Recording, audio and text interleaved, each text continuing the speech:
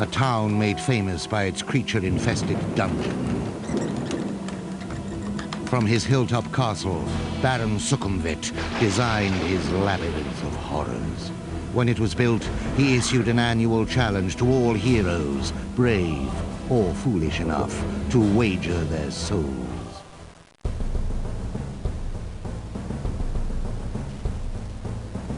Hello, I'm Ian Livingstone. This CD will give you an insight into my twisted imagination that has spawned Deathtrap Dungeon. It is a combat adventure game set in a world of monsters and magic, and, as the name would imply, my dungeon is a disgusting labyrinth overflowing with vile creatures and deadly traps. And there are weird things too, like exploding pigs, flying turtles and mad imps. The conquest of Deathtrap Dungeon is no task for mere mortals. Survival is impossible without finding spells, bombs, and the odd medieval giant firecracker that's actually a rocket launcher. But even then your chances are slim, because I don't want anybody to get out alive. So, who are you? A hero or a zero?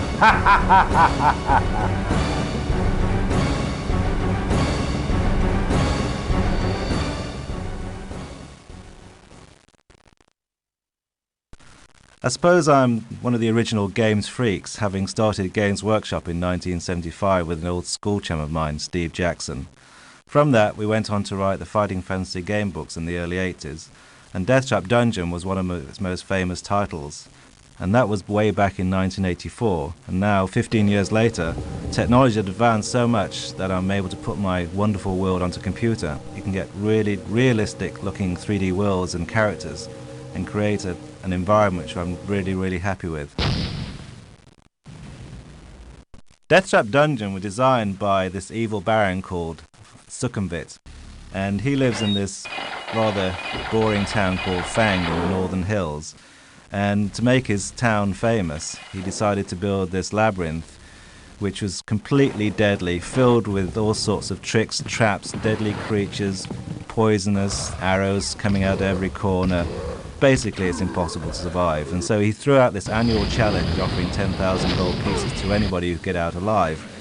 Thus far, no one's got out alive, and I don't think anyone's going to get out of this either. The way it works is that you can either choose to be a hero or a heroine. If you choose to be the hero, your name is Chain Dog, and then the heroine is called Red Lotus. Chain Dog is quite a tough old character. He was actually trained in the war pits of the Eastern Province and learned his fighting skills there. Finally, he escaped, having killed all his captors, and is now basically a sword for hire. Red Lotus was kidnapped by pirates and learned about life the hard way. The pirates didn't really give her much of a chance, but finally she got away from the pirates, and now she's also a sword for hire. So choose the character you want to be, Chain Dog or Red Lotus, and try and get through the dungeon alive if you can.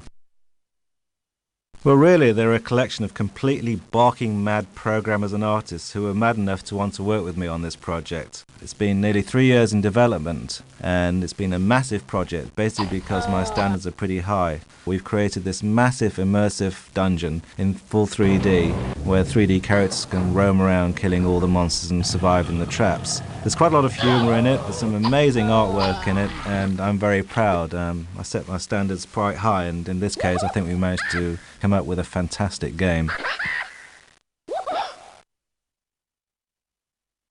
I don't think so. I don't think anybody out there is going to be able to get out of here alive, because we managed to fill the dungeon with all sorts of disgusting creatures. You find ordinary creatures like orcs and goblins, but there's also lots of odd things, like you've got blue imps who stab you in the leg with a knife and a fork, and you run after them really angry, trying to lop their heads off. And there's great fire-breathing dragons and T-Rexes, flying turtles to fly around on, explosions, traps, poisoned arrows, flamethrowers. Everything that you could possibly hope to die with is possible in Deathtrap Dungeon. Well, if you choose to be Red Lotus, you're going to be a bit quicker, probably as a result of running away from all those pirates who are eager to grab her. Or if you choose to be Chain Dog, you can be very good at fighting, because that's what he did for a living, basically surviving in the war pits, fighting for his life every day, but not exactly good at running around. But there are loads and loads of weapons to find in the dungeon. It's not just hand-to-hand combat with swords. You can find spells, razor spells that are very interesting, and all sorts of range weapons from flame lance to pipe bombs to even a giant firecracker, which is actually a rocket launcher, which makes a fantastic effect when it splatters the dungeon's monsters. And we've got this special gore routine that has a rather sort of glutinous effect of blood dripping down the wall. All good fun. Well, apart from the 55 different monsters you're going to encounter, there's a huge variety of traps. You have trapdoors, pits, arrows, darts, spears, falling rocks, gas, poisons, huge amounts of things. In fact, it's a great variety and plenty of choice of different ways you want to die. It'd be impossible not to get bloody in combat. Everybody gets covered in gore and blood from the exploding bodies caused by pipe bombs, rocket launchers, even exploding pigs. And watch what happens when the decapitations take place. Nothing better than seeing a blue imp's head flying across the room, spewing blood out of its mouth.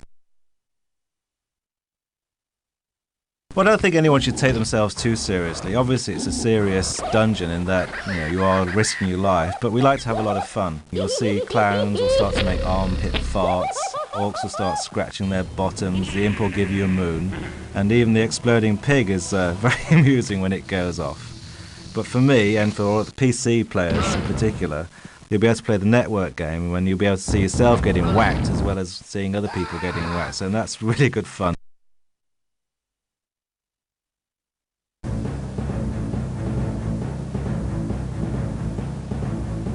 With over 50 monsters, 20 enormous levels, and an array of weapons to choose from, I'm confident I've included enough action to test even the most hardened gamers. And you can rest assured, when you enter Deathtrap Dungeon, you'll be able to die in so many ways, you will never get bored.